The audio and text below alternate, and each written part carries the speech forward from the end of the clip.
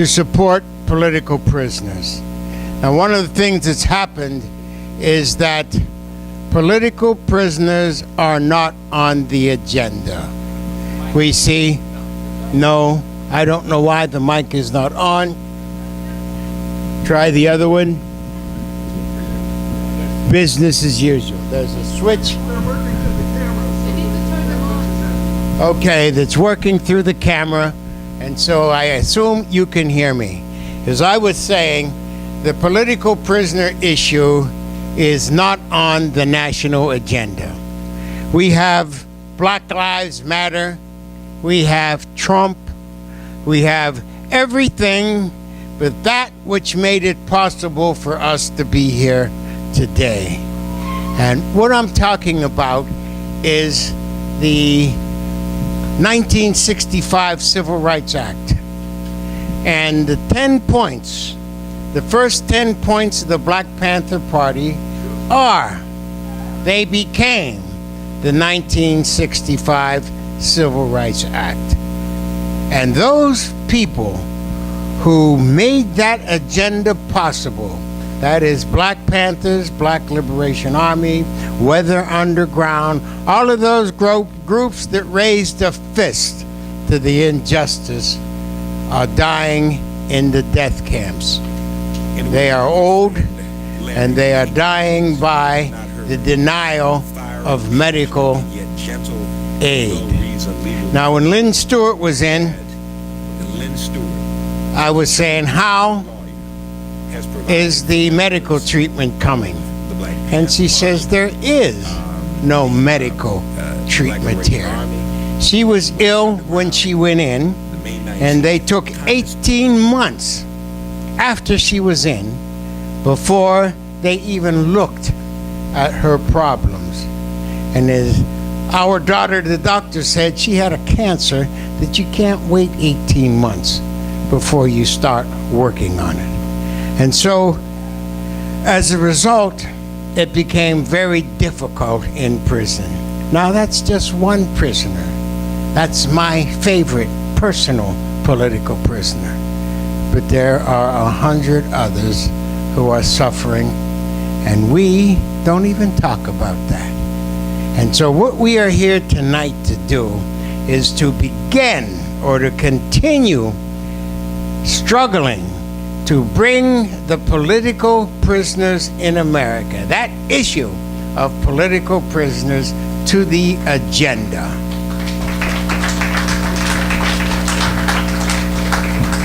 One of the things that we have said to all of our friends, all progressive people, do not even consider voting for any politician who does not support political prisoners.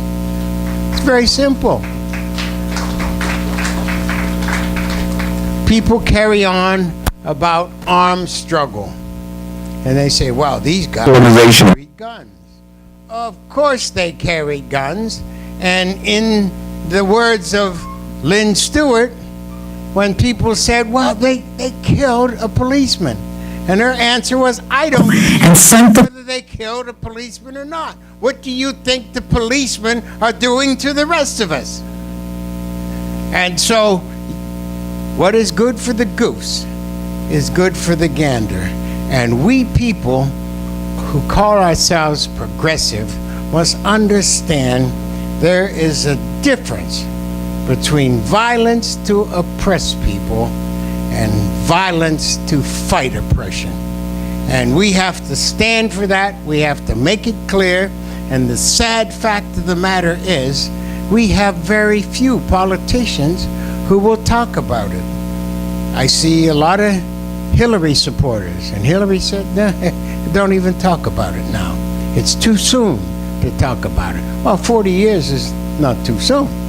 35 years is not too soon. And so we must stop being political slaves. And what a political slave is a person who does political work without political pay. Now, the politicians, as we know, are not working for us, but we are working for us. And so no one gets my vote that little amount of voting that I do, gets my vote if they do not support political prisoners. Now, I've been given the hook here, and the program has been changed because the screen is not working. We have some beautiful pieces we would like to show you with Lynne, various people speaking about Lynne and about the issues. So without further ado, I see the grannies who have been totally supportive of Lynne Stewart over the years, every demonstration, in prison, out of prison, before going. And so we're going to have the Raising Grannies give us one of their wonderful compositions, one of their beautiful renditions of a song. Raising Grannies, would you please come forward? And strong despite everything she was going through. So we're going to sing Lynne Did Survive. At first I was afraid, I was petrified. How will I continue with our Lynne inside? Vicious sentence, far off prison, shameful health care. Then I heard her voice upbeat in New York City air. Our Lynne, she did survive. She stood us up in justice and to help our spirit thrive. She had all her life to live. She had all her love to give. She did survive. Oh yes, she did survive. Our lawyer Lynne, strong and free, she brought rigorous defense to our community. Her clients who face poverty and police brutality and risk their lives to shape a new reality. Our Lynne, she did survive. She stood up to stop injustice and to help our spirit thrive. She had all her life to live. She had all her love to give. She did survive. Oh yes, she did survive. Those in charge rule by might. They couldn't stand our valiant lawyer fighting for our rights. They used spying and surveillance and manipulated fear. From her cell, Lynne worked tirelessly for sister prisoners there. Our Lynne, sing with us. She did survive. She broke her gruesome prison chains, came back to us alive. She had all her life to live. She had all her love to give. All oppressors she defied. Oh yes, she did survive.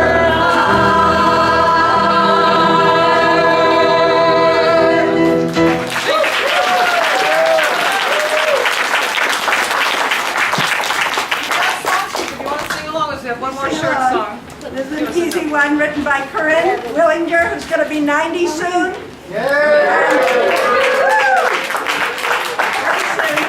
And she was so inspired by Ralph struggling day and night for Lynne, and Betty Davis as well. Give her credit. Yeah.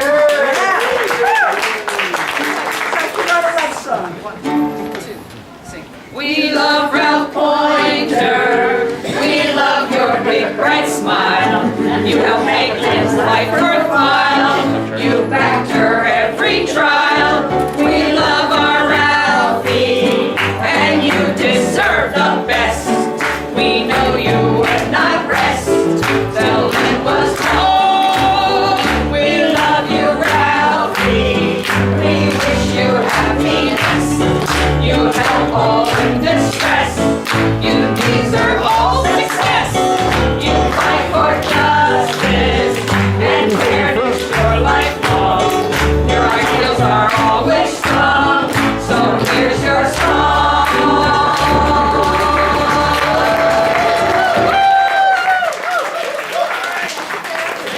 Thank you so much for that. And we talk about the rewards of being in the movement. And as Queen Mother said to me 50 years ago, your only reward will be association with the finest people. Thank you, Grannies. I love the association. Next up on the program, as I always say, wherever I am will be the home of technical difficulties. We have difficulties. The screen was not working, but the technician is on the way.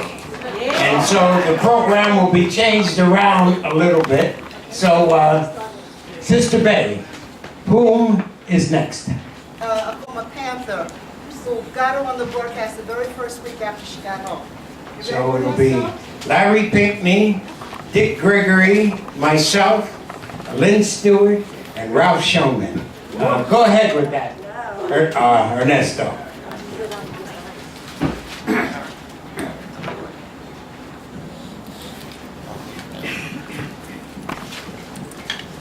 I said home of technical. Don't hold your breath.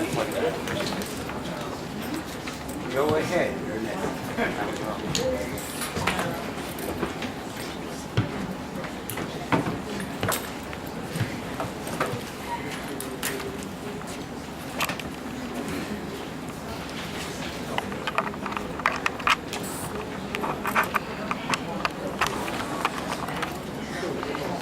And logistical data, which ensured the best and most effective legal defense possible for those who were being defended by Lynne.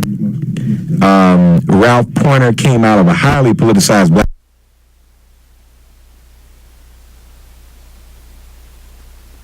Ralph's father was a union organizer and worked in the steel mills. At the tender age of 5, Ralph's father began taking him to union meetings. The horrible social and economic inequities of white racism in America was something Ralph Pointer directly learned about while growing up at home. And at one point, he and Lynne came together in the struggle on behalf of young people and students here in New York City. Is working on the technical difficulties. Nat, are you in the house? Nat Turner.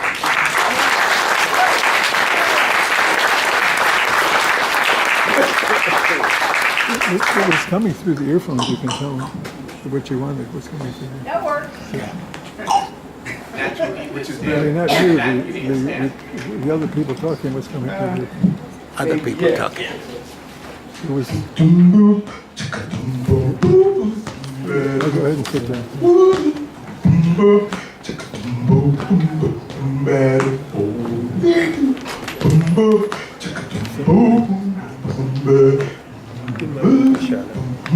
Medicine man.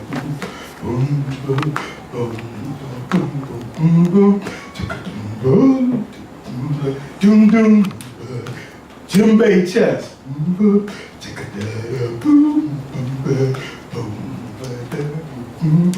Orchestra. In his vest. Striking local ribs. Resonating globally. Body painting rhythm. Opening hearts. Gathering tribes. Medicine man. Tribe of I can. Cali African. Speaking sinew, muscle, mother tongue, ancestral spirit. Can you hear it? Can you hear it? Can you hear it? Bird with supple wings spread wide. Flapping against the tide, soaring, spinning circles of song, ever wider. Medicine man, song shaman. Dismissing tinctures and tonic of mirth. Pulling roots from deep in the earth. Using harmonious melodic infusions. Healing terminal spiritual contusions. While small-minded men with tiny hearts go bugging the world, but can't hear it. Eavesdrop, but can't hear it. gather freighters full of intelligence to suffer 1,000 years of ignorance. Can't hear it. Medicine man. The sun never, ever, ever, ever, ever, ever, ever, ever, ever, ever, ever, ever sets on the circle singer's empire. Because truth is the weapon of mass instruction. And love wins wars for hearts and minds. And we can, yes we can. Oh, we can, yes we can. Oh, we can, yes we can. Yeah, we can. Order world new, order world new, order world new, new world order.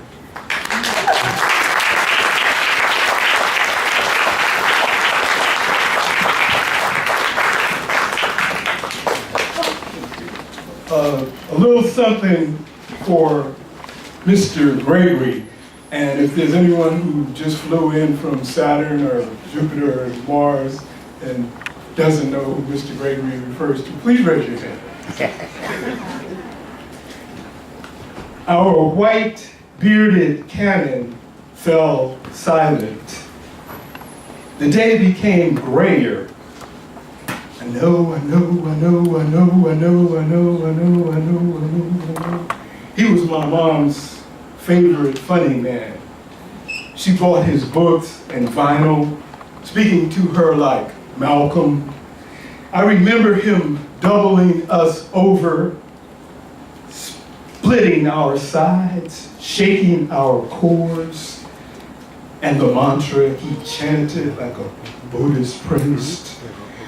You youngsters got a lot of work to do. You youngsters got a lot of work to do. I remember him piercing veils with X-ray vision, puncturing absurdities with his barbed tongue, administering smell tests like a solar-powered bullshit detector. And the mantra he chanted like a Buddhist priest, you youngsters got a lot of work to do. You youngsters got a lot of work to do.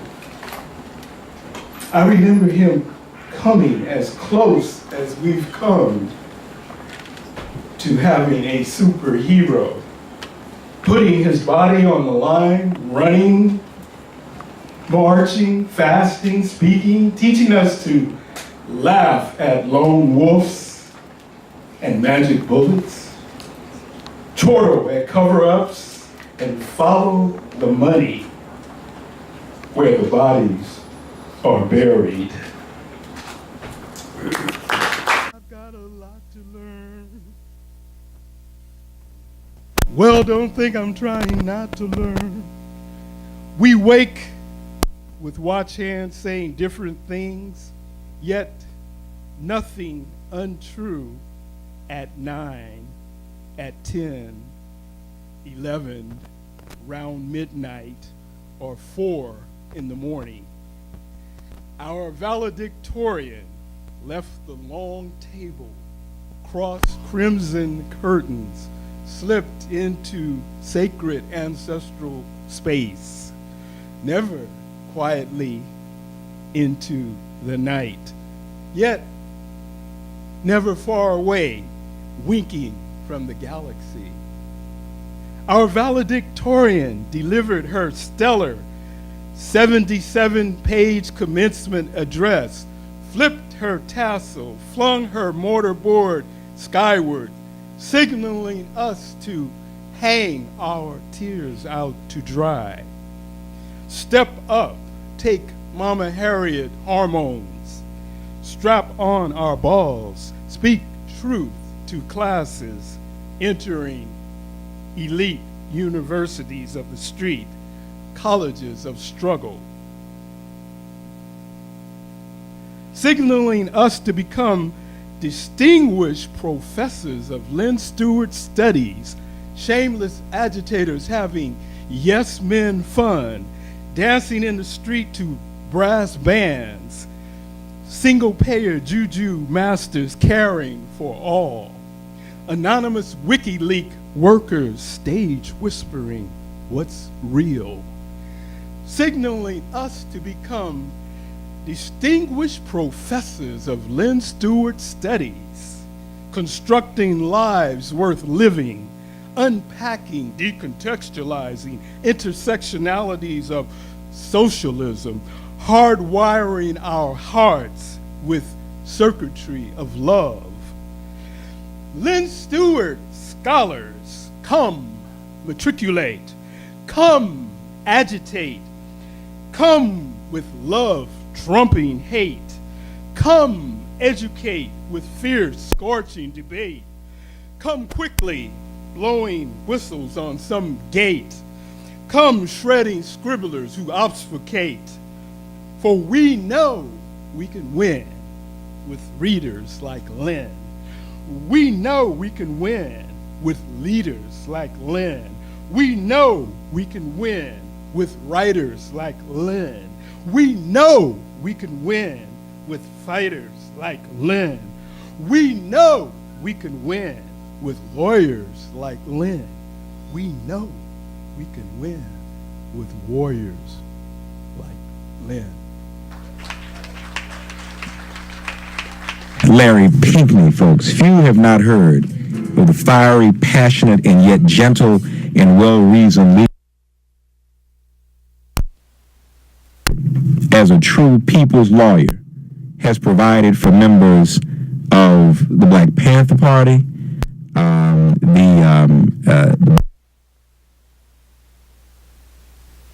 May 19th Communist Organization, American protesters, at the presence in New York of the U.S.-backed South African apartheid government's rugby team.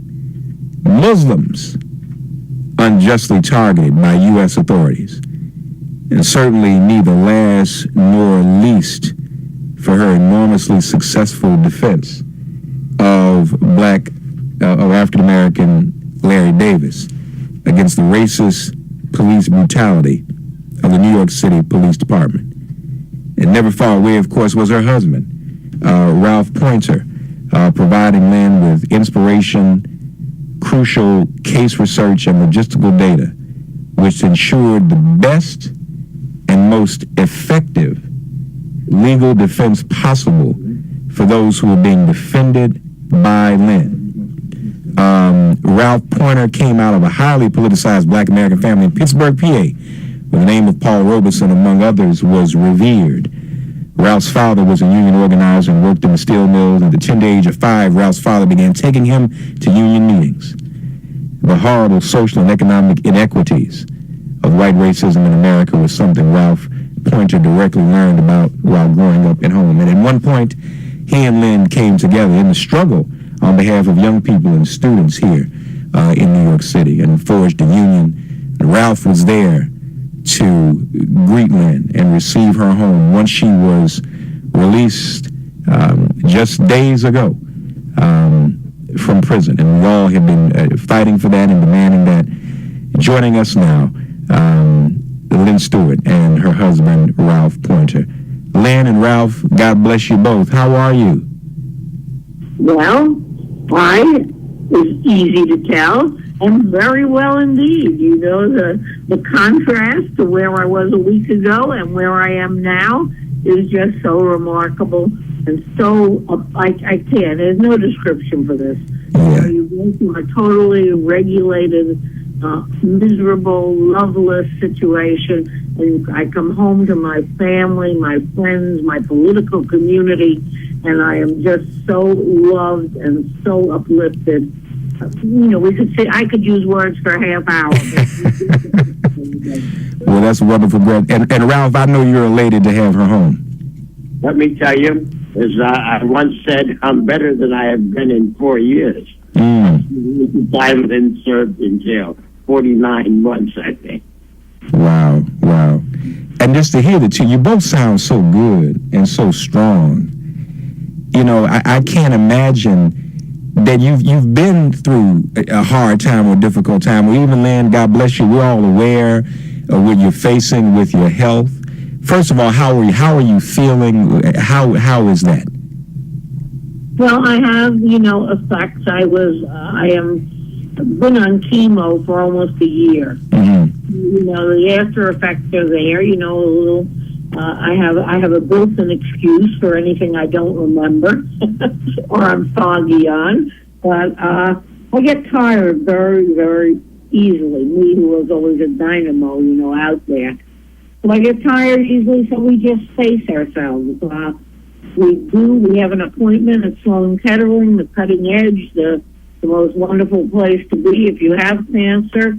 And we'll be going there in 2 weeks, and hopefully they'll put me on some kind of a regimen that will lead to a cure, or not a cure, because cancer is never cured. You got it. But something that will prolong my life. There's so much to do out here. And I want to be out here to do it. Wonderful, and a beautiful sentiment. This is really a tribute broadcast as far as I'm concerned. We just want to thank you both and talk about how important you are and just how thankful we are and really the role that so many played to make this possible. Got some very special people who want to bring their greetings. First and foremost, Ralph and Lynne. Dick Gregory is on the line with us.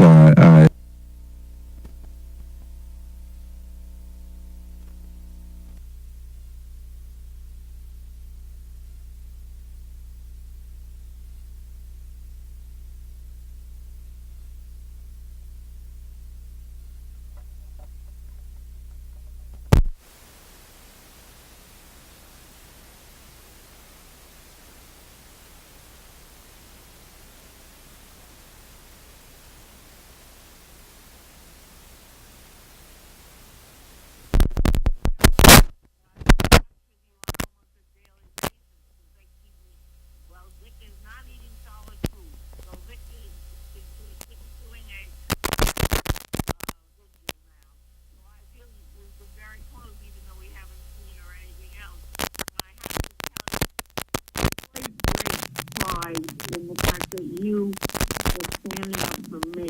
I mean, you who was such a, I mean, you're still an icon. I was just a mere child in the 60s. But, you know, you were the great Dick Gregory, and I still have my book from the back of the bus. Yeah, thank you. Well, you know, I learned a long time ago that when jail puts you into wrong, the jail becomes prisoner.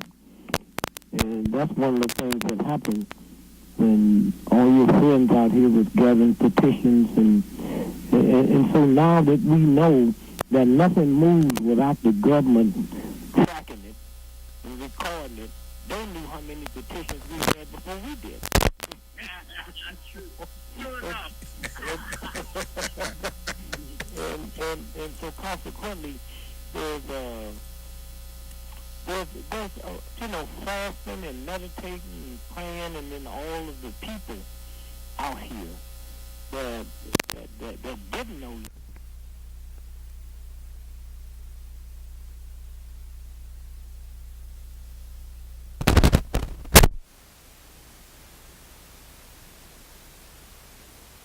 The universe has 10 trillion billion ways to make something happen. And so when you stop and think about with all the petitions, people stand out in front of the University Bureau of Prisons, and you could see the people coming in and out of there for lunch with no anger. They didn't have any anger. They knew something was happening that was nice. We saw us standing out there in the rain, in the wind blowing, and just standing there. And they had to come out, and you could see no bitterness, no meanness. And I say that to say this: when you tune into the universe and just leave it alone, Putin and the Russians had as much as you getting out as we did.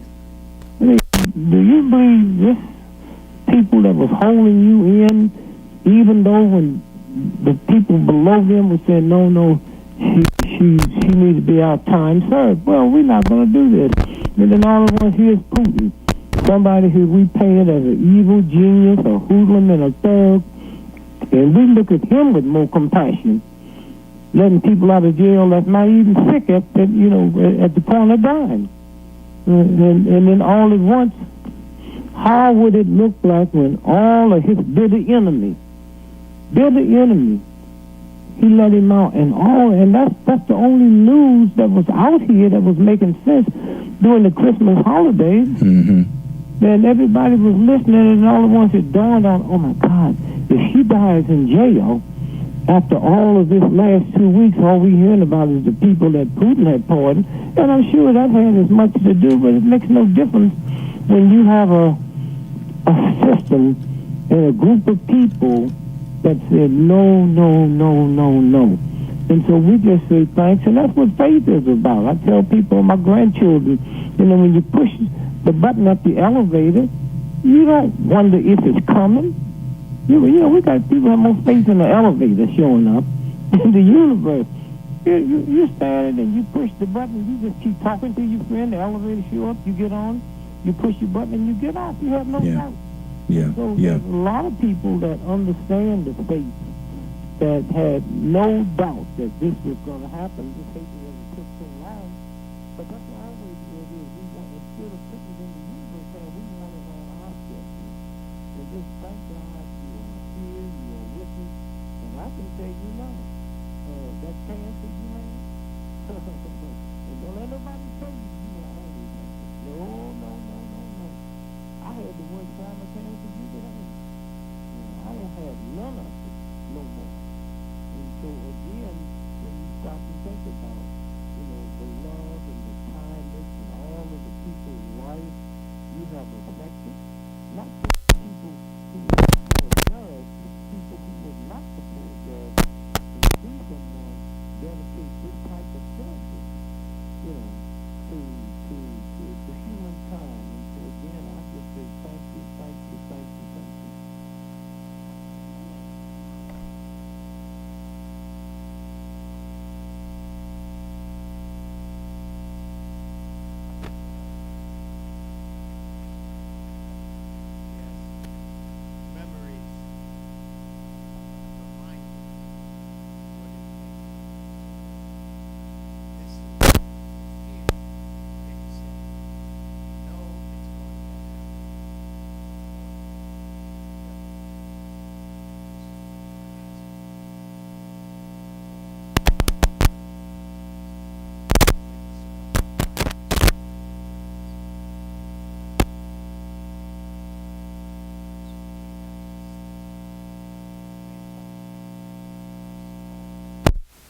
So I'm going to turn the stage over to Janine Otis, who was responsible for making Lynne's life happy, because Sunday morning, going to the church right up the street to get there in time for the music. We're not theists. We love good people. Anyway, Janine provided that wonderful moment for her every Sunday, and she cried with joy at being there to hear it. And so, Janine, let's have a little more joy for this meeting this evening.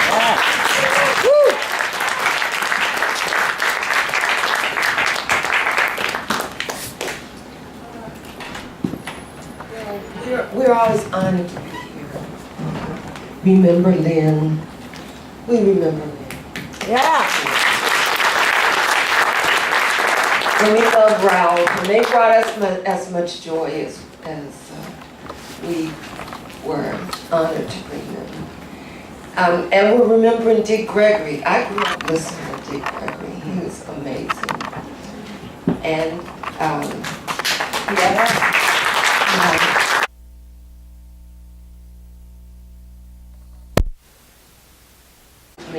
we've been playing with this wonderful band with Russell and Ed. Give them yeah. And Mr. Dorian Lake, who you'll hear shortly. And this guy, he's just wonderful. Bim plays everything and anything. Just blink, and there's Bim. Bim's about So we want you to join in on a song from the civil rights movement, from any movement, right? Ain't gonna let nobody turn me around, turn me around, turn me around. Ain't gonna let nobody turn me around. I'm gonna keep on walking, keep on talking, marching up to freedom's land. One more time. Ain't gonna let nobody. I don't believe it. A little better. Turn me around. Oh, turn me around. Ain't gonna let nobody turn me around. I'm gonna keep on walking, keep on talking, marching up to freedom's land. One more time. Ain't gonna let nobody turn me around. Turn me around. No, ain't gonna let nobody turn me around. I'm gonna keep on walking, keep on talking, marching up to freedom's land. Thank you. Thank you. So this song you'll recognize, a little different way of doing it.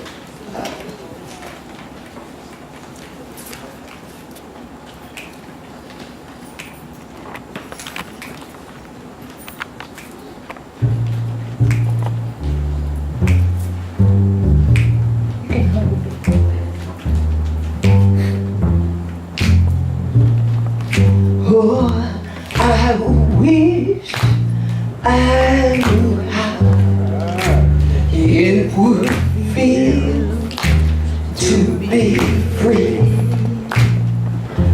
I wish I could shake all these chains holding me.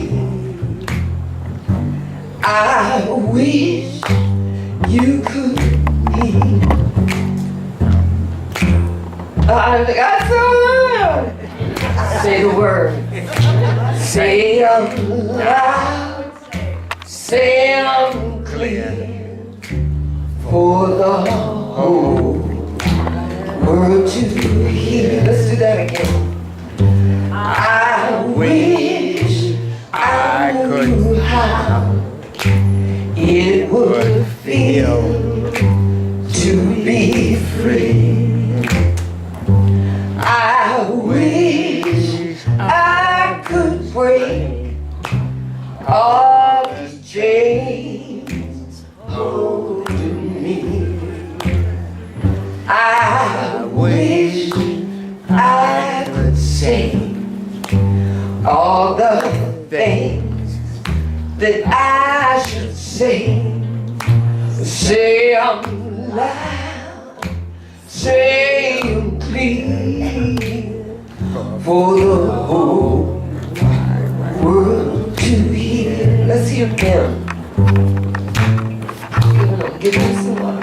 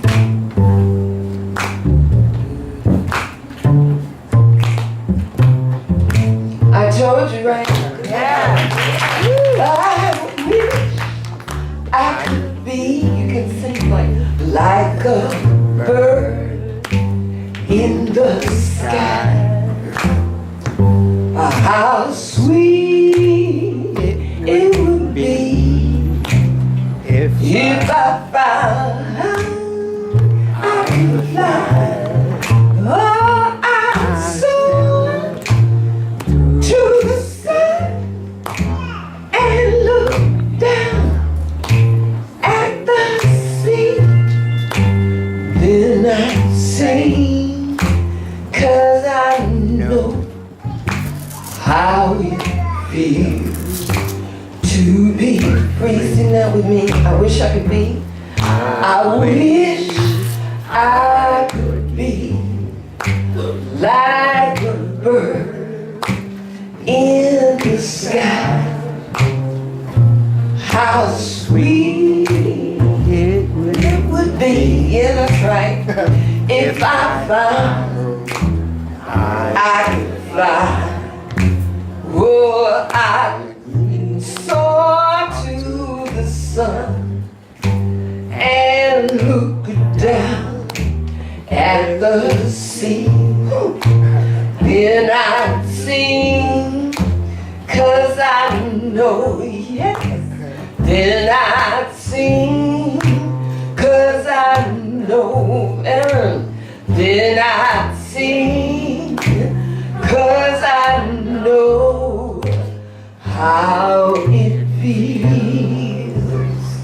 And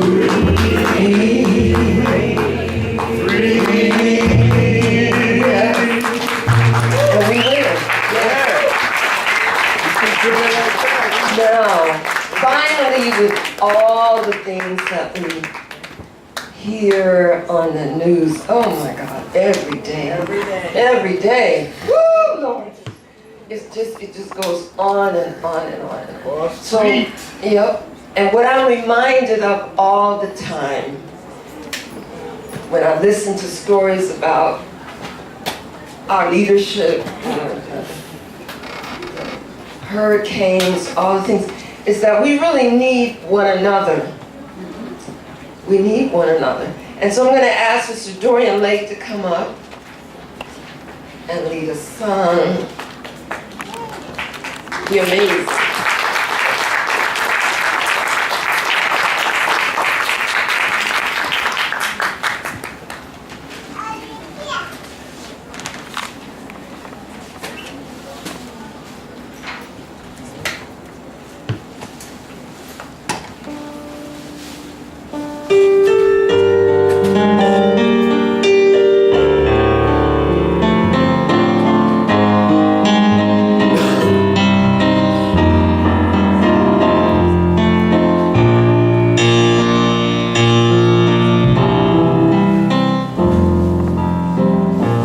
I need you, you need me, we're all a part of God's body. Stand with me, agree with me, we're all a part of God's body. It is His will that every need be supplied. You are important to me. I need you to survive. You are important to me. I need you to survive.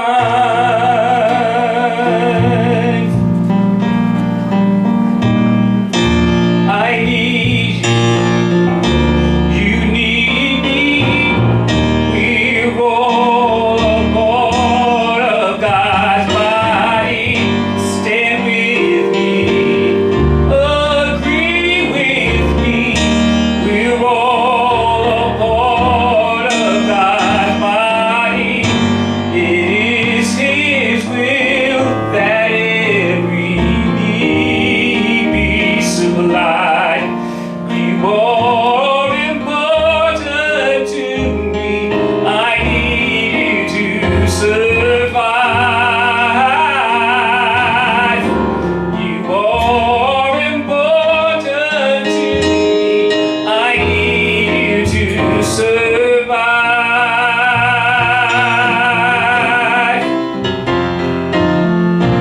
I pray for you, you pray for me. I love you, I need you to survive. I won't harm you with words from my mouth. I love you, I need you to survive. I pray for you, you pray for me.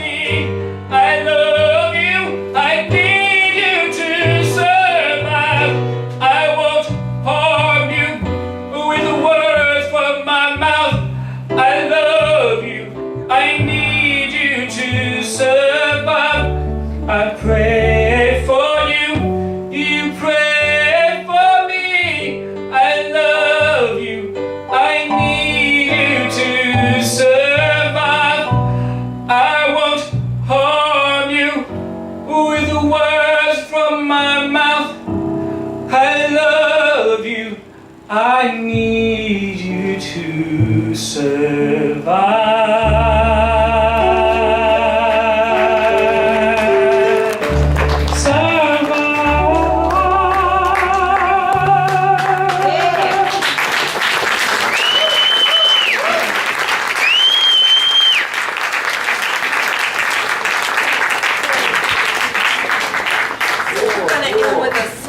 That everybody knows. And I love this song. I don't think it ever gets corny, but I worked a lot also with Pete Seeger.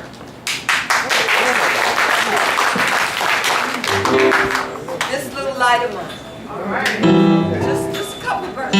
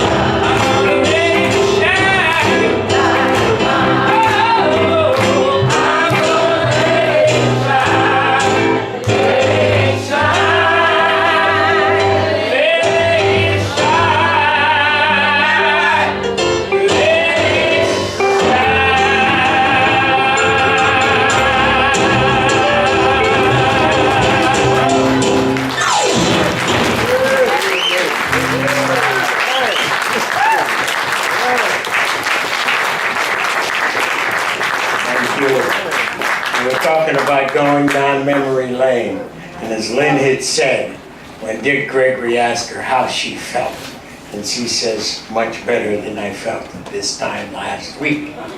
And each Sunday morning we would go up to St. Mark's Church, and there would be Janine Otis and an ensemble, and this is what we were treated to.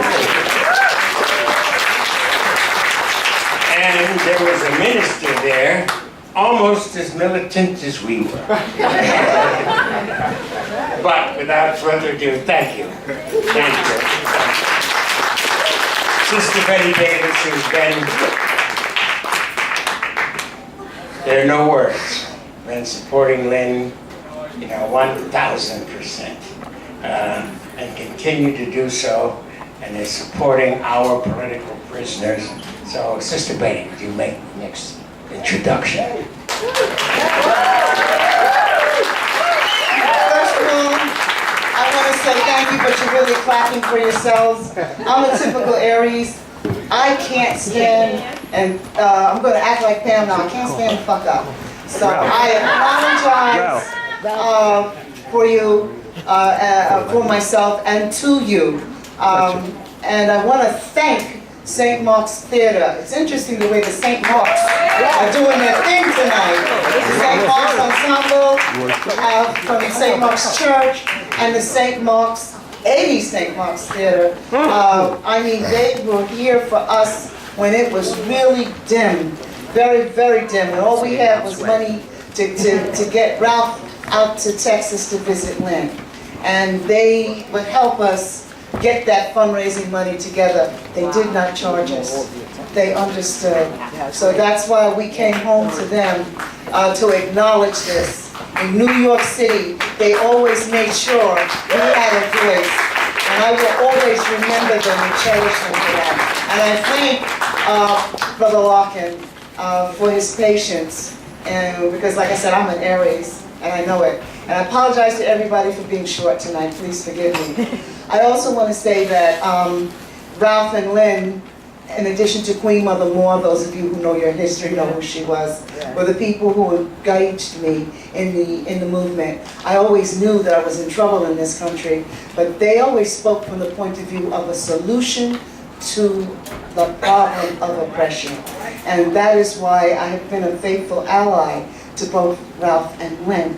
The way I feel about this movement is that I have no choice. I don't understand evil, but I do know you have to fight it. So every time I wanted to do something, I picked up the phone, just about everybody in this room always said, yes, we'll try and make it happen. So I thank you too. And we thank you.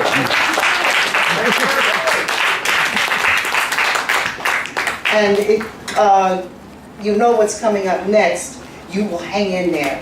The little Panthers, the little Cubs, the Lion Cubs, Lynn and Ralph's Lion Cubs are going to be performing for you tonight. And if you leave before you see that, you will have missed something incredible.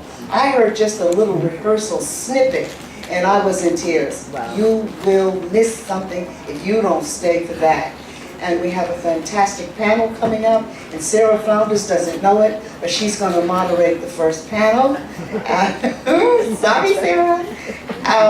But I thank her, and I thank IAC, and I thank Jericho, and I thank the anarchists. My God, you all came through for us.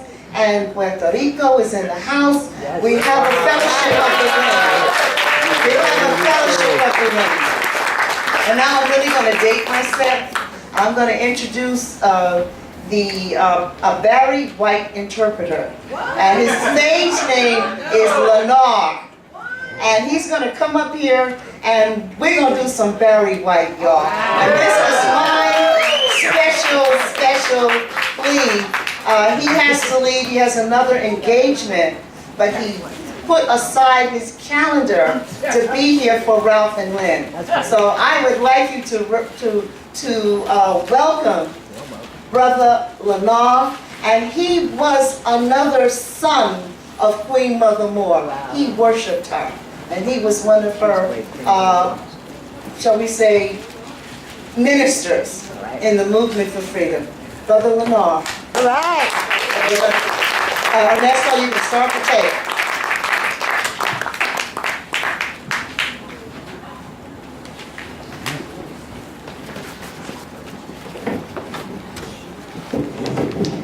Jay?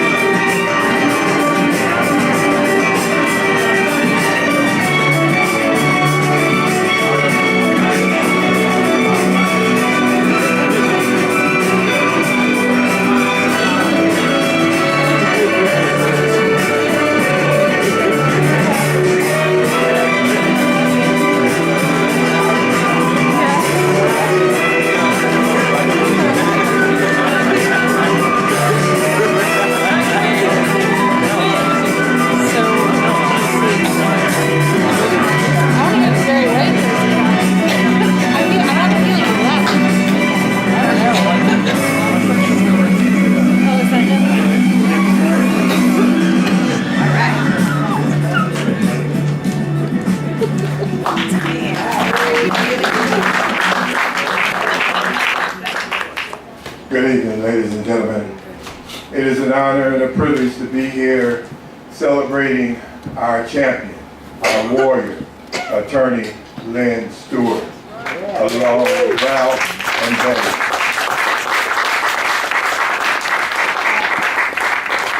My name is Lennar. I had the privilege of starring.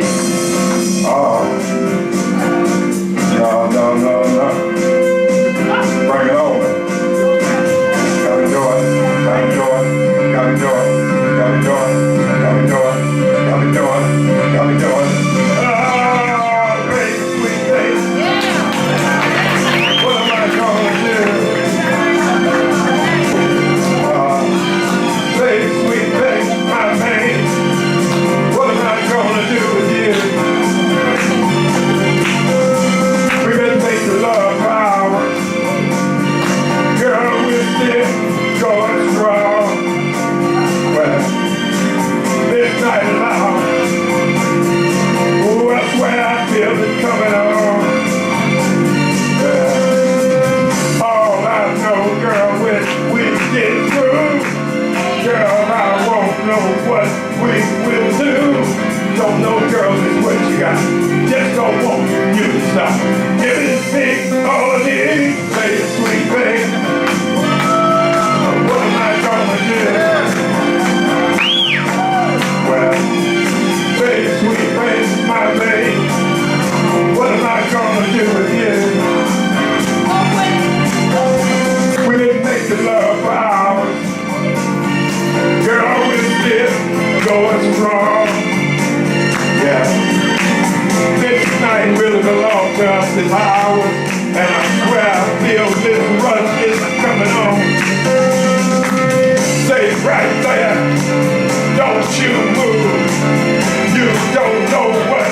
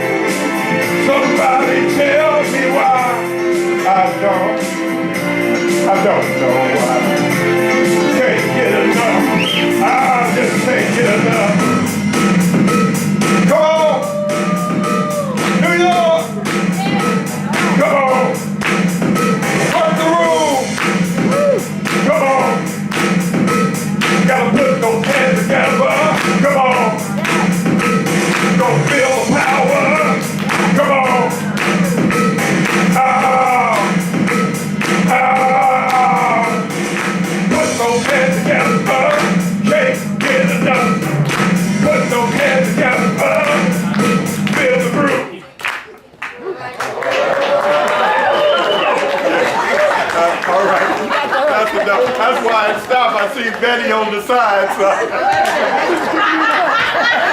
thank you so much.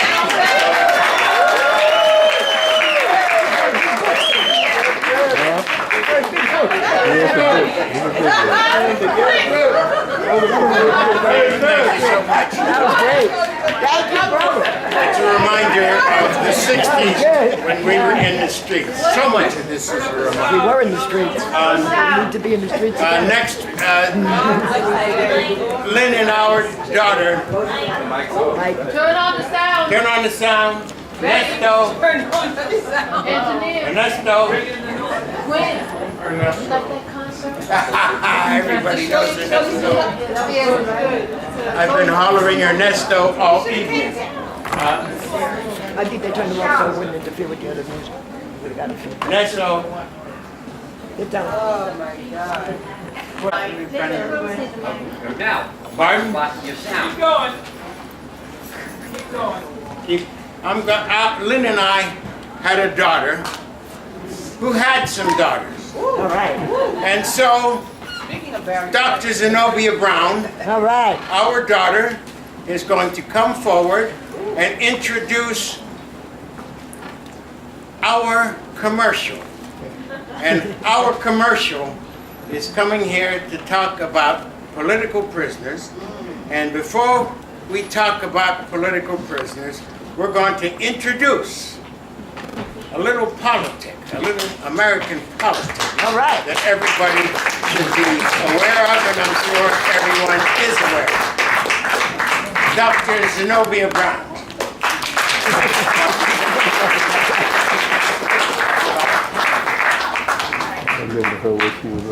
Yeah. Okay, so we're doing this without a mic. You know, I want to thank everybody for coming out first and foremost. You know, the tremendous love that you heard my mom speak about earlier was really what fuels the movement.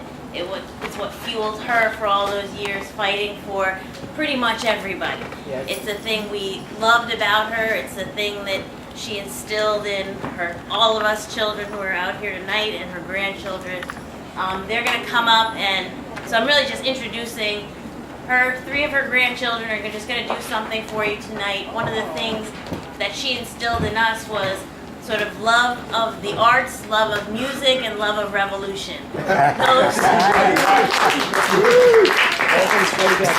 Those 3 things come together really nicely in a musical by Lin-Manuel Miranda called Hamilton. One of the last things that the kids were able to do with her over this past summer was do a lot of singing in the kitchen upstate New York to this very song. So they're going to sing that song that they sang for her for you tonight.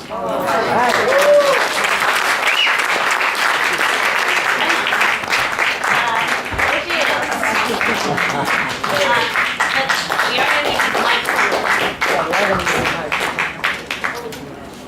Just sing very loud. You're going to be able to sing. Project. Pretend you're in grandma's. Come closer to the edge. Come up front. Alright, you got this.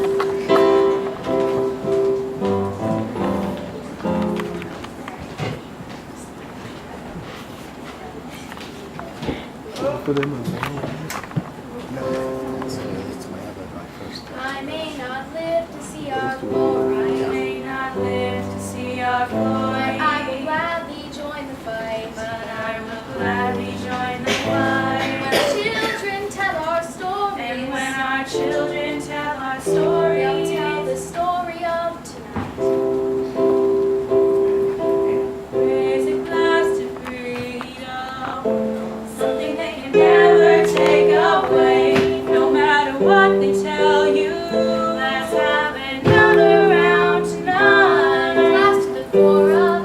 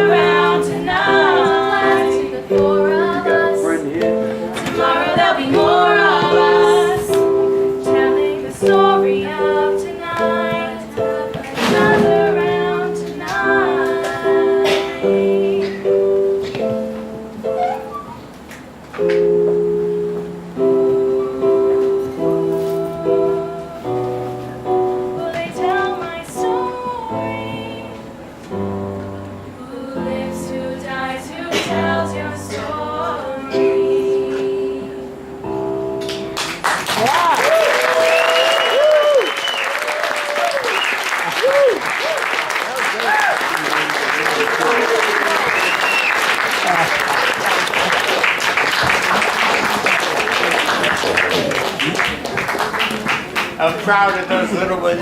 Yeah, And they're beautiful. going to stick with this movement. And so this is a continuum.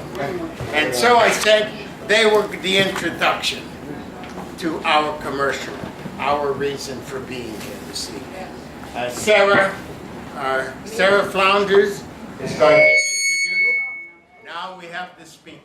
Sarah Flounders is going to introduce the panel to talk about the history of this movement, how it began, and where it began.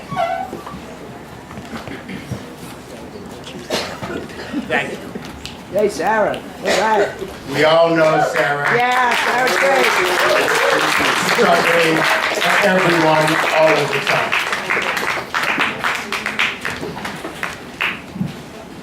Well, this first panel tonight, and the folks before speaking on it, this is their life work.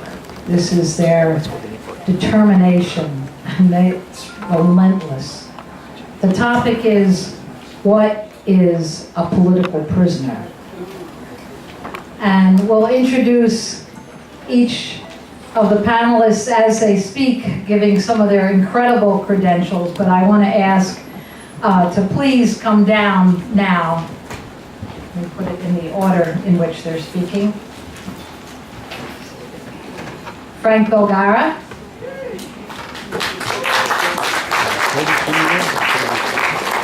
Pro Libertad and Call to Action for Puerto Rico, and much more that I'll say in just a minute. Mimi Rosenberg, Building WCAI, and much more. Ann Lamb, Jericho, New York, keeps that work going. And Sekou Ndinga. Sekou, please join us.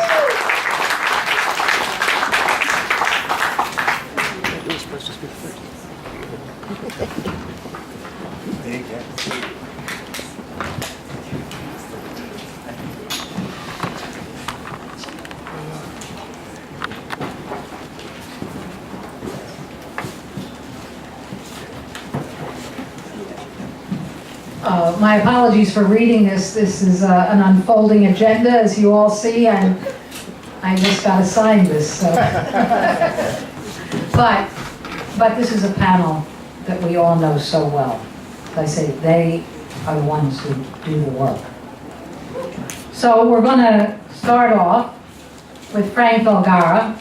And Frank was born in Santurce, Puerto Rico, a colony of the United States. Frank has been active in the Puerto Rican independence movement since 1972, and he first met Lynne Stewart as a young activist in his Lower East Side community in the early 1970s. As a member of El Comité, many of us remember that, the MIM Lower East Side chapter. He's currently a member of, and this is quite a list, Cuba C, the July 26 Coalition, the National Jericho Movement, New York chapter, Pro Libertad, Freedom Campaign, the Socialist Front of Puerto Rico, the New York City Leonard Peltier Committee. He's a member of the steering committee of a call to action on Puerto Rico, and we really need to get behind that. New York City Cuba Solidarity Project, and he's a board member of the National Agent Orange Reparation and Responsibility Campaign. So let's turn it over to Frank Belgara to open up this panel. Frank? With all due respect to the people here and the program, I really think that the most appropriate thing would be for our first speaker to be one of the brothers who spent years behind the walls and who this movement has freed. It's an honor for me to give him the mic. Sekou Ndinga, would you please be the first to address us tonight?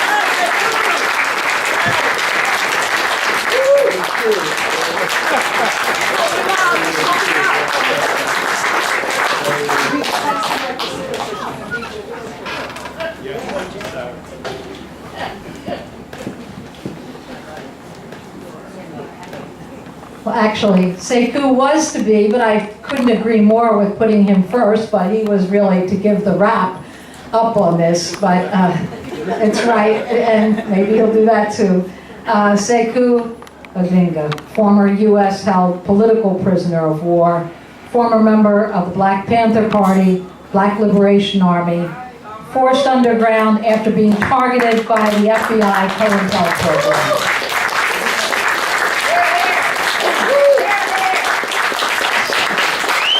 That's absolutely right. It's really an ovation. Decades behind bars, decades of the struggle.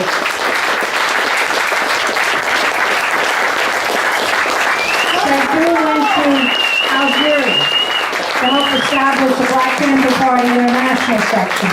He returned to the States in the mid-1970s and continued to struggle underground until his capture in October of 1981. And after 33 years, a legal victory resulted in a parole hearing on November 2014 release.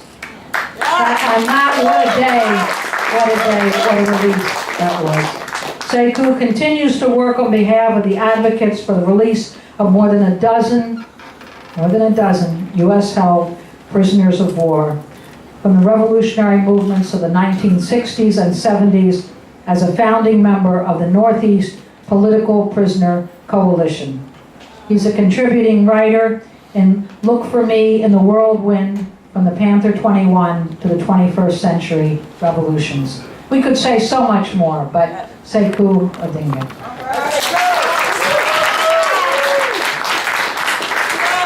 Everything as a prisoner of war.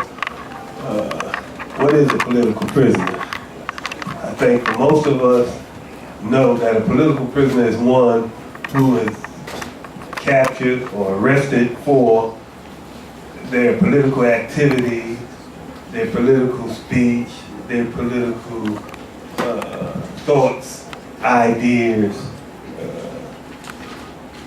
that went against an oppressive government or system of government. That's basically what a political prisoner is. We have a number of political prisoners here in the U.S. Not all of them are U.S. nationals, but many of them are. The Black Panther Party, Black Liberation Army has about 13 political prisoners left that we all should get to know why they're there. They're there for struggling for us. Some of these comrades were the same ones that got up and fed some of your children breakfast before they went to school. I know they fed mine before we went to school. They were the ones that helped establish free clinics here in New York, free health clinics. They were the first ones to start the free testing of sickle cell here in New York. We need to know who these political prisoners are, and we need to support them because they have earned our support, they deserve our support, and we have a responsibility to support them if we call ourselves activists. You know, we cannot be activists, we cannot be considered activists if we forget our political prisoners, those who have struggled for us, those who have struggled and sacrificed so much. We must stand up and give them some kind of support. You know, as Ralph said earlier, they have been forgotten. They're not on the radar. We don't even hear of them. We go to programs and we don't hear people even mention Sundiata Acoli, Lamia Abdul-Jamal, Jamil Alameen, Jalil Luther King, Herman Bell, Kamal Siddiqui, Garanza Bowers, Matulu Shakur. There's so many of them that we need to know and need to know why we should be supporting them.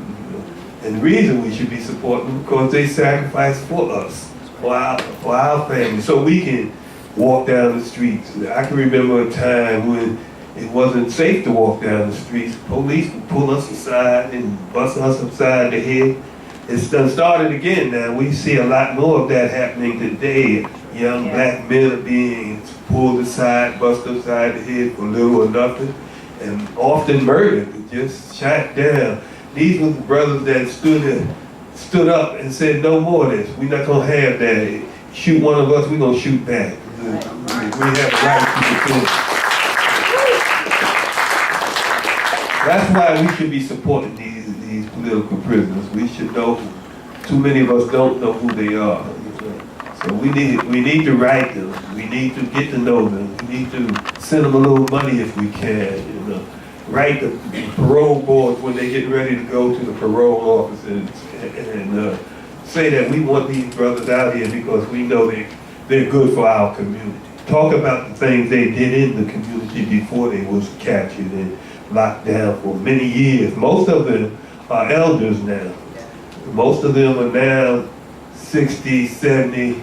Suliata is 80 years old. He's 81 in September, and they've told him to bring 15 more years before he can come back to the parole board again. We need to write our congressmen, our congresspeople, and demand that they take a stand against that injustice. That's a real human rights injustice. I don't care. After 45 years, I don't care what he did. He has a right to some kind of life. And if we're human beings, we should stand up for his human rights. We can't call ourselves struggling out here if we don't stand up for Suliata Acoli, if we don't stand up for the rest of these political prisoners.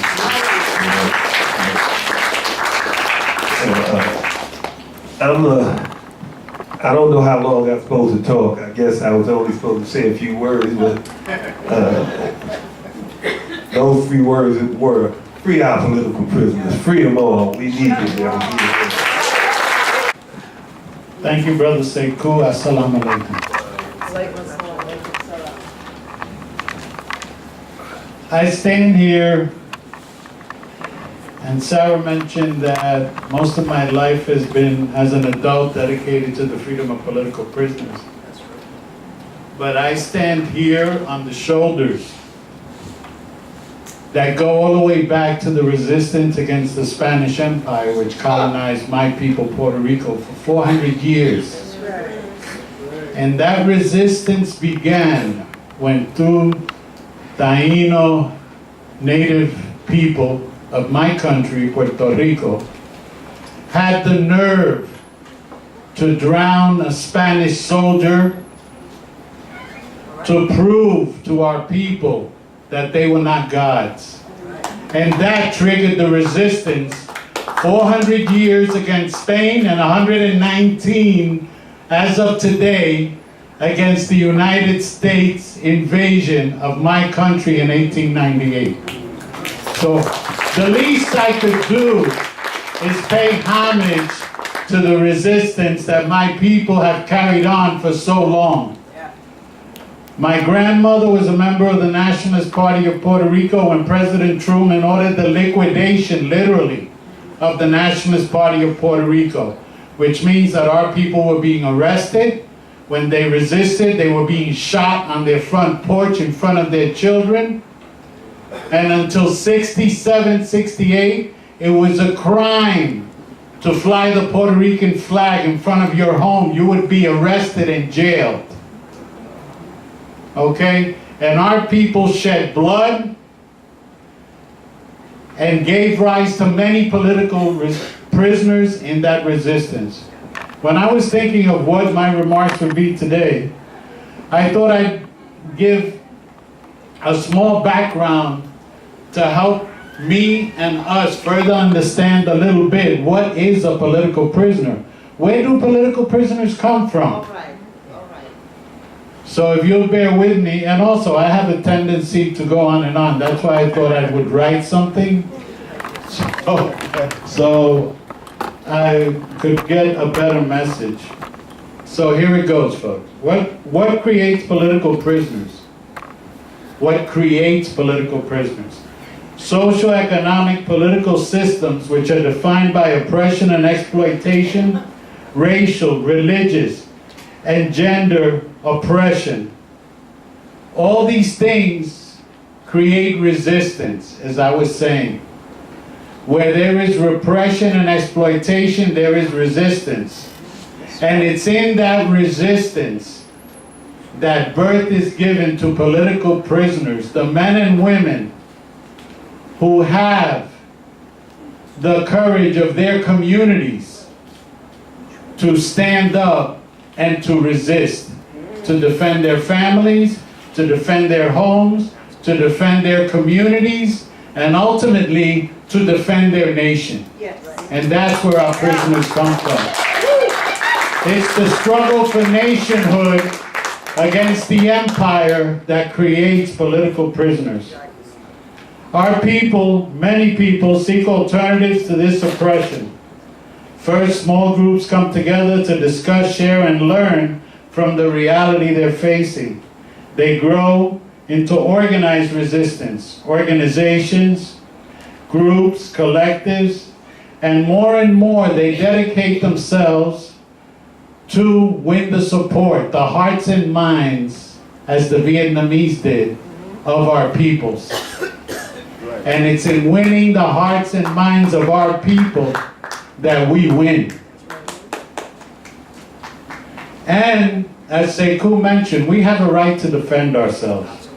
Because the challenges to power, as we know, and I know in most cases here I'm preaching to the choir, as they say, these challenges to the powers that be are quickly met with brutal, physical, armed repression.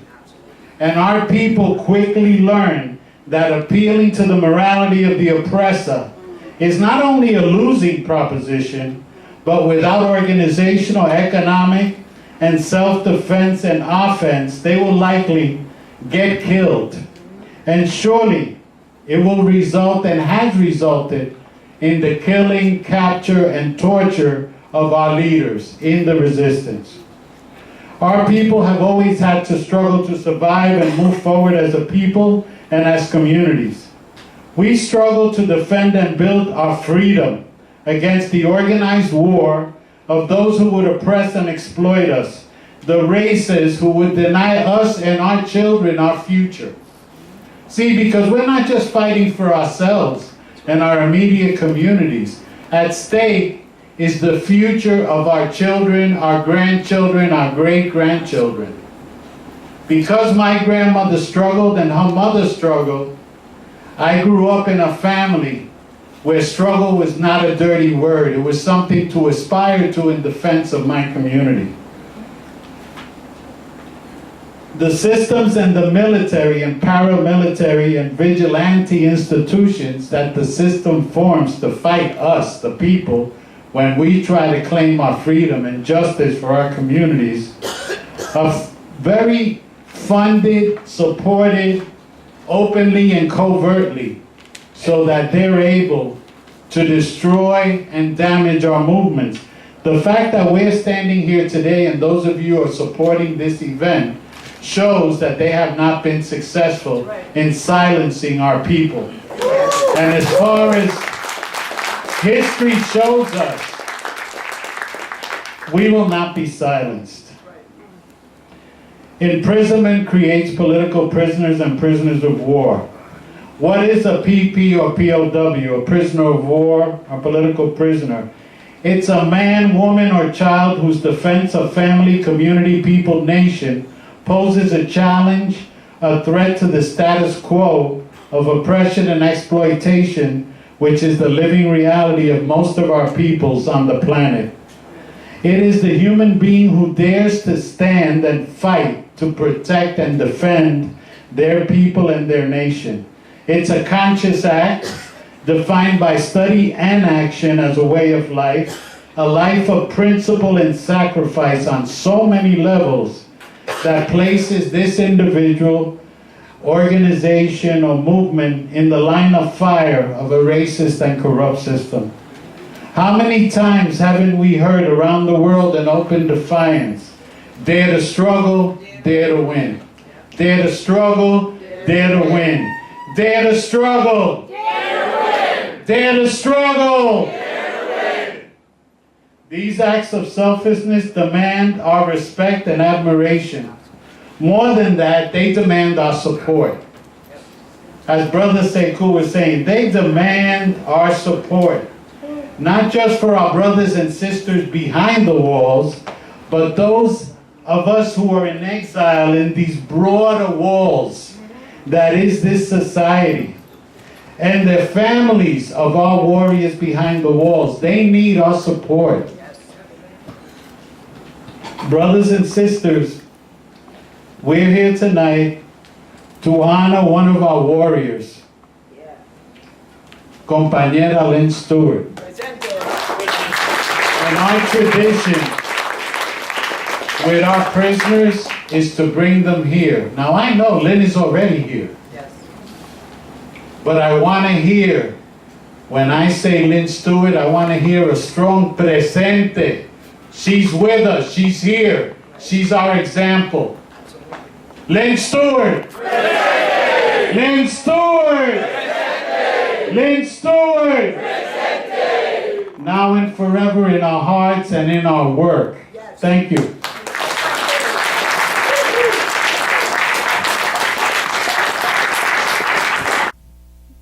Well, next up, someone else you know well and hear often, Mimi Rosenberg. And Mimi is a community and a labor rights and a political prisoner defense activist for decades. A radio journalist, a poverty lawyer, 3 decades. We know her from WBAI's Building Bridges, and we know her as a defender of all who struggle for freedom and justice. So please join me welcoming Mimi Rosenberg.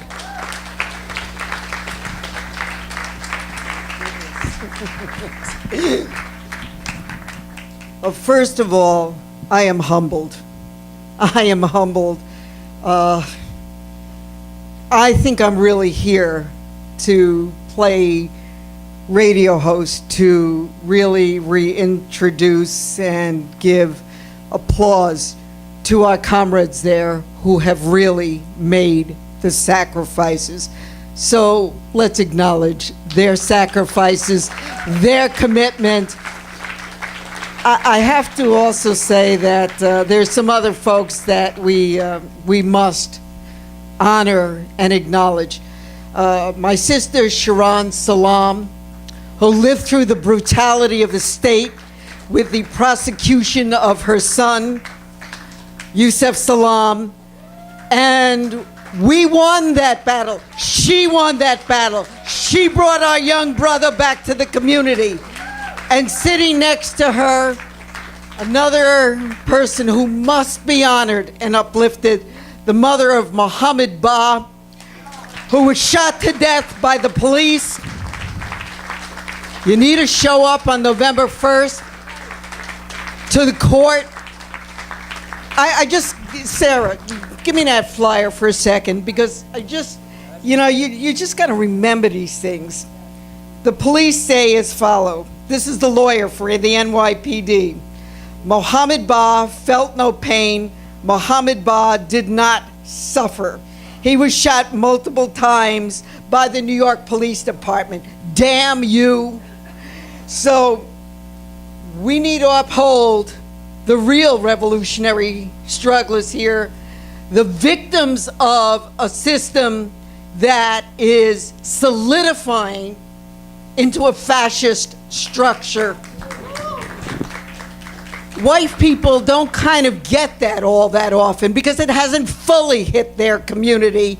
And of course, the anger that they have is capitalized on so that they can scapegoat others. But the Black and Latino communities, the Palestinian communities, the indigenous communities understand that we're in a period of fascism consolidating. So I think, what is a political prisoner? Well, I remember when Bernard White used to introduce a morning show at BAI. And one of the things he said, good morning, sister and brother inmates. Because we are political prisoners. That's one kind of political prisoners. And after 30 years of representation in the Legal Aid Society of predominantly young men and young sisters, they are political prisoners. Because anybody behind the walls who is victimized as for their mere existence in a system of white nationalism and white supremacy is a political prisoner, and the prison system must be subject to abolition. So that's another kind of political prisoner.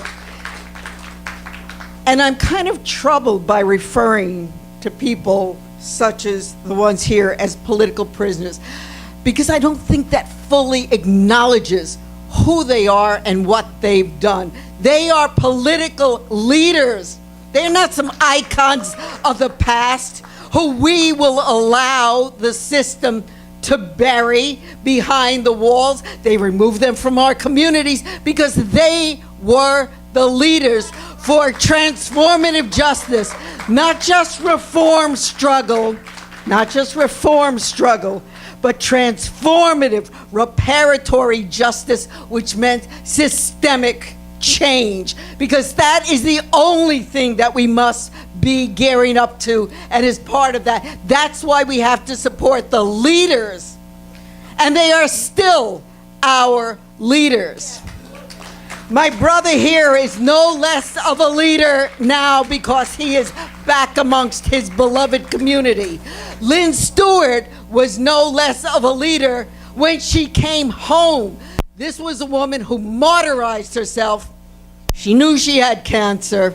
She wouldn't compromise a bit, not because of reform, but for a revolutionary, transportive, and transformative role. And so she martyrized herself because you go to prison, you got a sickness, that's it.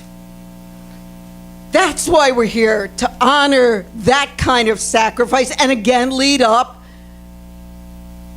to the reality. These are our leaders who we are obligated to support. Leonard Peltier is no less of a leader behind the walls.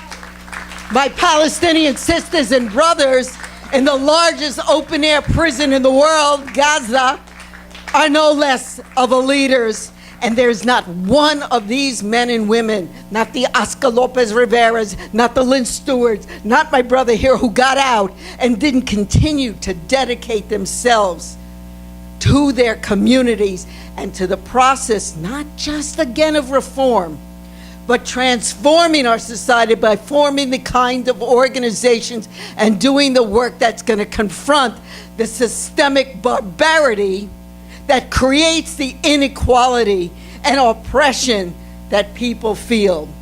So sure, we have to do things like confront broken windows, which is what led to the death of Eric Garner, and the kinds of things that lead to the death of Mohammed Ba and so on. But just to keep it really short, I just want to say that we need to uphold, and then the question becomes how, for younger people and people who don't know, our leaders who, while they are incarcerated, they did before, while they're incarcerated, and when we get them out, continue to be the people theoretically and organizationally who are capable of confronting the system and taking it to a different level of peace and justice and righteousness. And of course, without justice, there can and there shouldn't be any peace. But one of the things I'm thinking is that, and it really is a wonderful model in a lot of ways, in many ways, I think that Mumia was taken off of death row. A lot of the people were returned to us by, of course, the diligent organizing of the individuals within respective communities, the activists, the leftists, etc. But the left stinks on a lot of these issues. The white left fought tooth and nail last year to get my brother here at the Left Forum, 300 different panels, 300 different panels. It never even occurred to them that one major activist who had dedicated and sacrificed his entire life for the beloved community should be a featured speaker. We got that, And again, tribute to them, but we've got so far to go to deal with the left and the white left on these things. And I want to take that to WBAI for a moment. While BAI is on the precipice, and that's a discussion, it's not a mess. It's in the hands of a reactionary, backward, retrograde leadership nationally that is destroying us. It's not just that we have a landlord who charges too much rent and profiteers. That's what landlords do. It's how you confront it and how you deal with it and how you organize with it. So that's a whole discussion if we want to keep BAI. And it's not about getting grants to pay the Empire State Realty Trust its money back. But I want to mention, while it is here, thank goodness for the kind of programming that Sally O'Brien does. But what we should be doing, the kind of work that in many ways I think is a beautiful model, is Noel Hanrahan with the Prison Radio Project.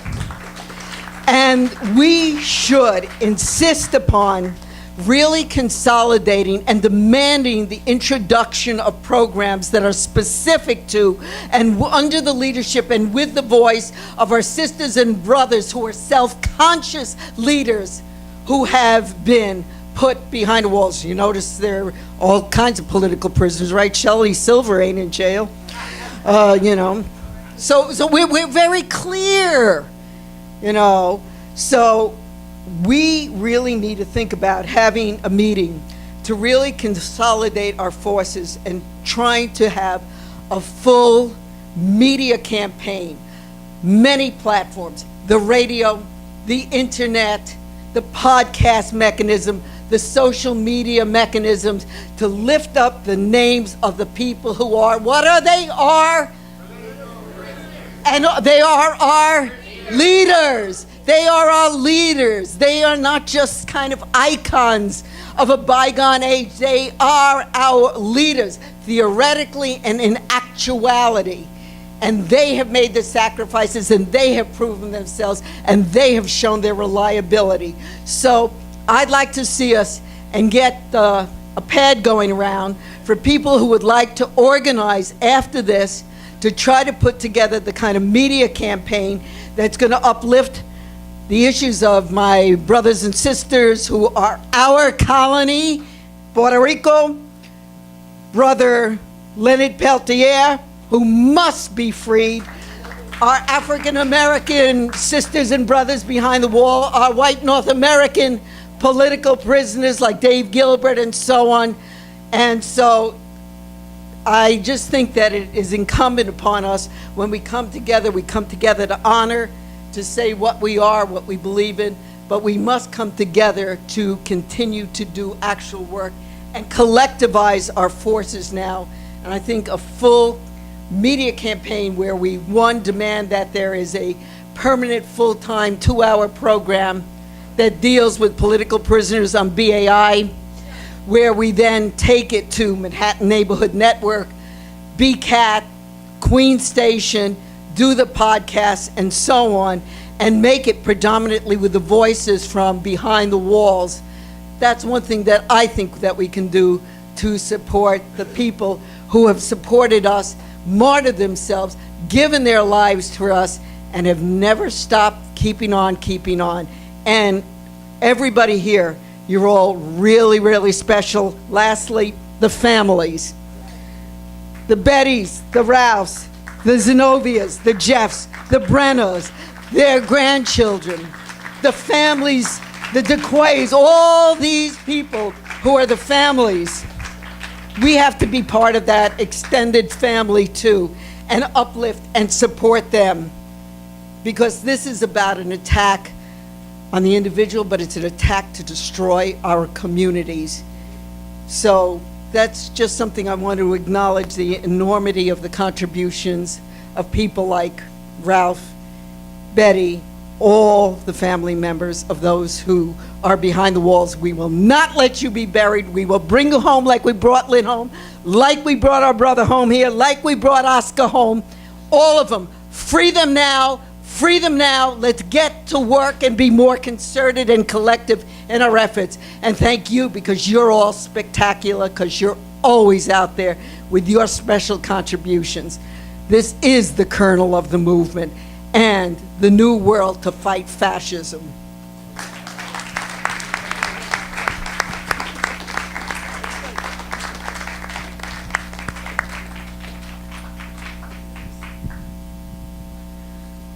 Thank you, Mimi. Thank you.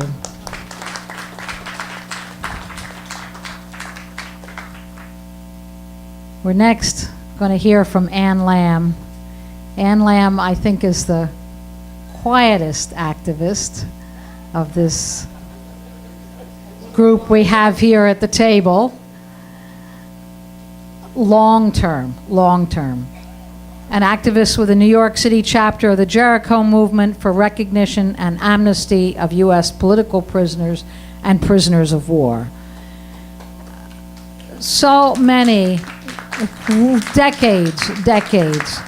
And Ann has been involved since the 1970s. She's totally committed to the freedom of all political prisoners illegally held by the U.S. government, and every one of them is illegally held. She organizes political educational events, travels constantly, visiting political prisoners. It's that personal attention. It's the cards, it's the messages, it's the visits. And this is what Jericho does, is dedicated to doing. And there's also a new proposal, a campaign, UN international jurists, to initiate a formal investigation of U.S. human rights violations of political prisoners. The whole world has got to really come in on this question, because it won't come from here, from this government. It's got to come from below and outside, too. So, Ann Lamb.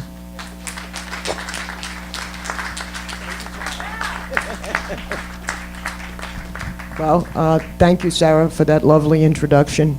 But I am also very humbled to be on this panel, and I'm also proud to be able to say that Ralph and Sister Betty are my friends and my comrades. And Lynne Stewart is certainly one of the most inspiring people that I have ever met.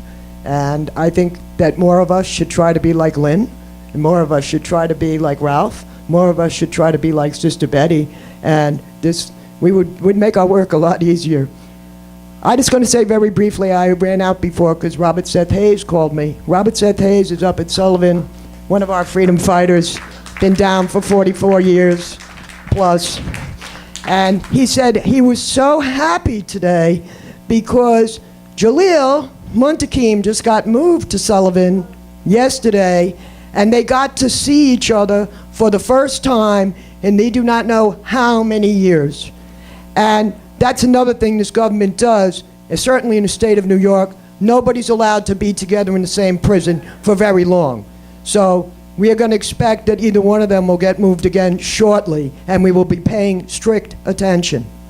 Now, I was not going to read, I'm going to read only because these are not my words. These are words of some of our other freedom fighters who have passed and are no longer with us.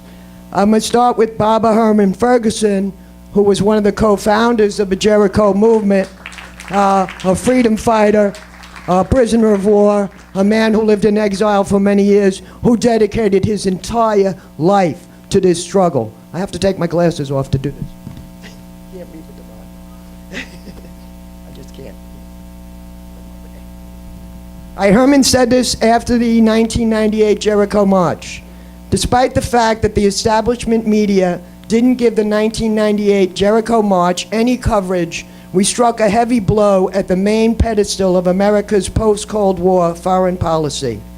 That policy is predicated on the hypocritical lies that the United States is a true democracy with the human rights of all her citizens guaranteed, and there are no political prisoners in her jails. This allows the United States to point to other countries like Libya, Iraq, Cuba, China, etc., and accuse them of unacceptable human rights records. Jericho exposed to the world these vicious lies. We punch cracks in the wall of silence the U.S. government has built around the existence of political prisoners and prisoners of war who provide concrete evidence that a deadly struggle is going on inside the USA aimed at destroying this racist, capitalist, white supremacist system. Why my hand is shaking? Try the other hand. Which denies her people the right to self-determination or the right to change this system by any means necessary. Jericho will continue to grow and will bring down the walls that hide the infamy of the USA. And that's one of our co-founders. Oh, thank you so much. That's one of our co-founders, Barbara Herman Ferguson, who was a truly inspiring human being. And the next little one is from another Jericho co-founder, Sister Safia Bukhari. Sister Safia Bukhari, a warrior, presente, presente, presente. Sister Safia Bukhari did more work than 100 people do out here. Really amazing human being.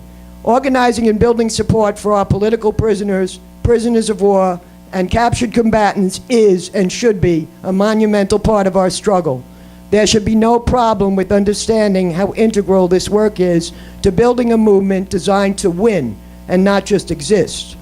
The lack of understanding of the relationship of the captured combatants incarcerated inside the prisons of the United States to the overall struggle for freedom and independence is a major part of the setback to our struggle, and a large part of that is due to the lack of an organizing strategy around our political prisoners and prisoners of war. To make the work around political prisoners and prisoners of war crystal clear, we are involved in a struggle for freedom, independence, and self-determination. Our political prisoners and prisoners of war came out of that struggle. We have been caught up in a less than stellar amount of activity around building support for political prisoners, perhaps because of the less than stellar state of our movement itself. When I was in the Black Panther Party, we used to say educate, organize, agitate, liberate, or something along those lines. But the idea was clear. Whatever we were attempting to do, it began with education and it ended with liberation. Or more precisely, educate to liberate. We need to educate the community and organize them in order to liberate our political prisoners and prisoners of war. Jericho is a movement with the defined goal of getting recognition that political prisoners exist inside the prisons of the United States, despite the government's denial, and winning amnesty and freedom for those political prisoners. While we are working to win amnesty and freedom for these political prisoners, we are demanding adequate medical care for them, developing a legal defense fund to ensure legal representation as they need it for all sorts of developing issues. Help us to build the Jericho movement. Safia Bukhari, presente.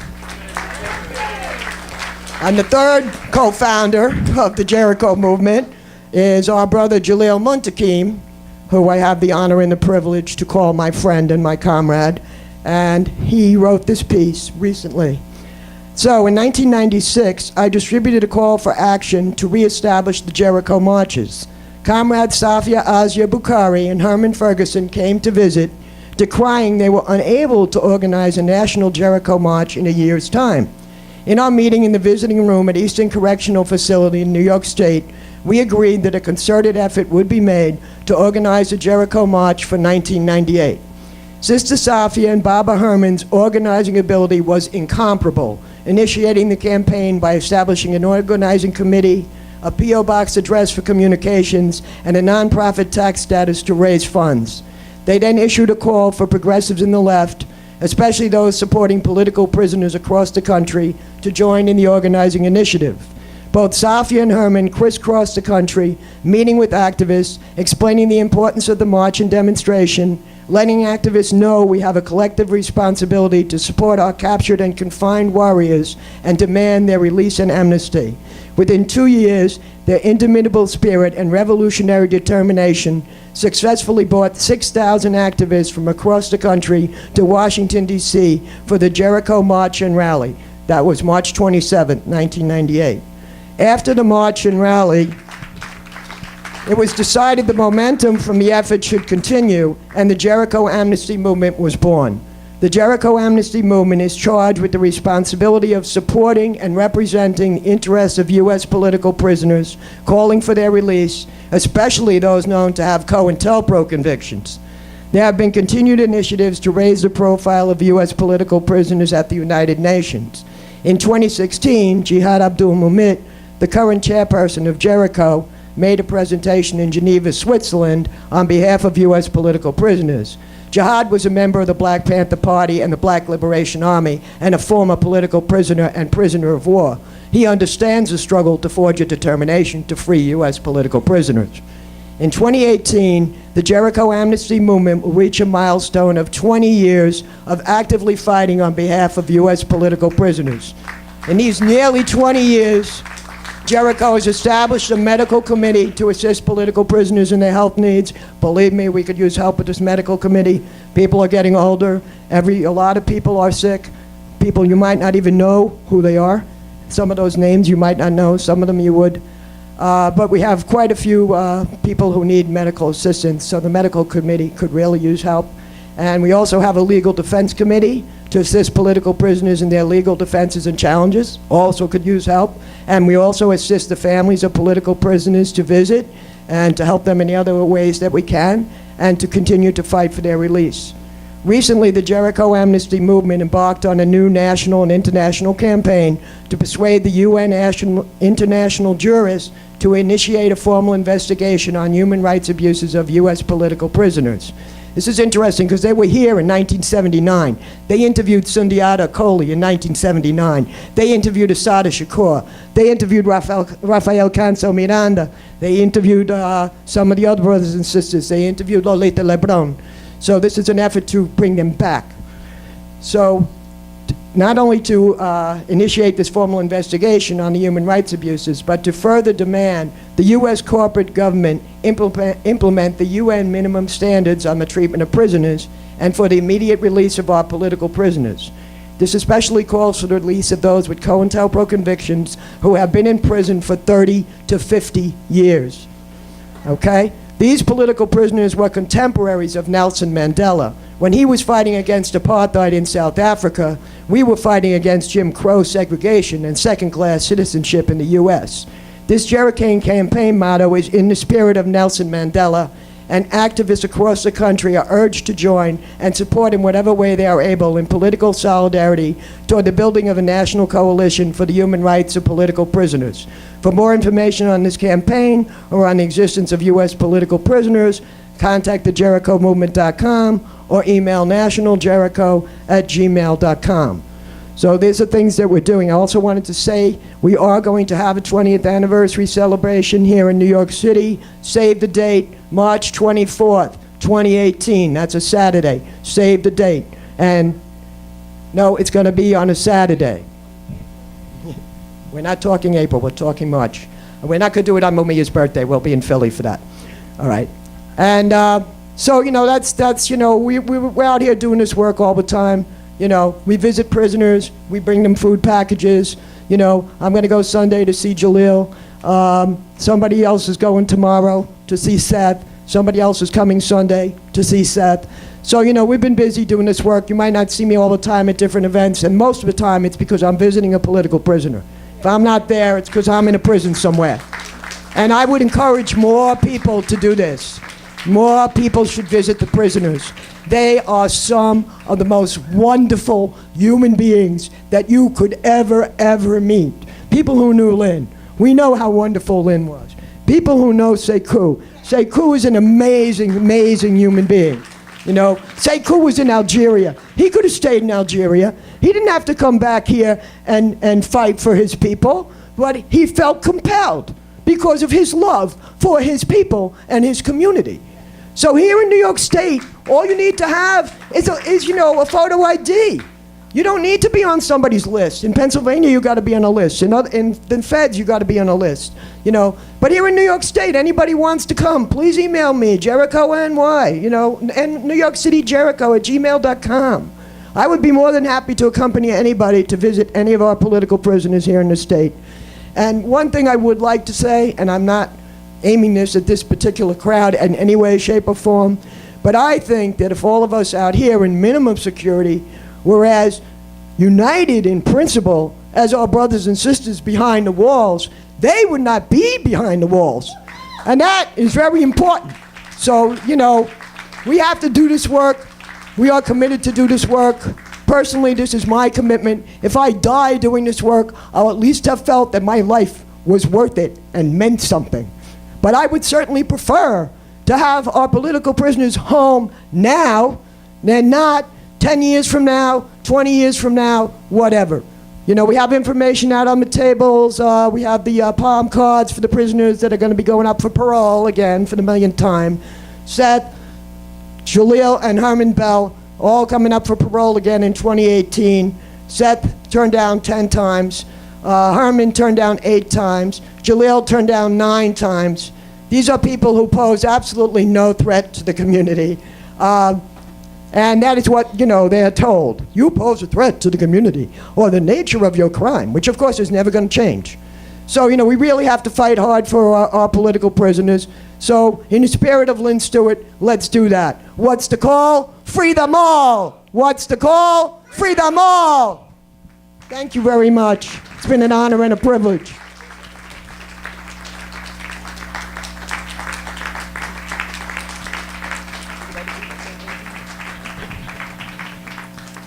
All right, I think we want to again thank this panel. We want to especially Sekou, all those years, never losing that determination. And along with saying that they are the political leaders, they're the political warriors. The warriors. And that's why we need every one of them home.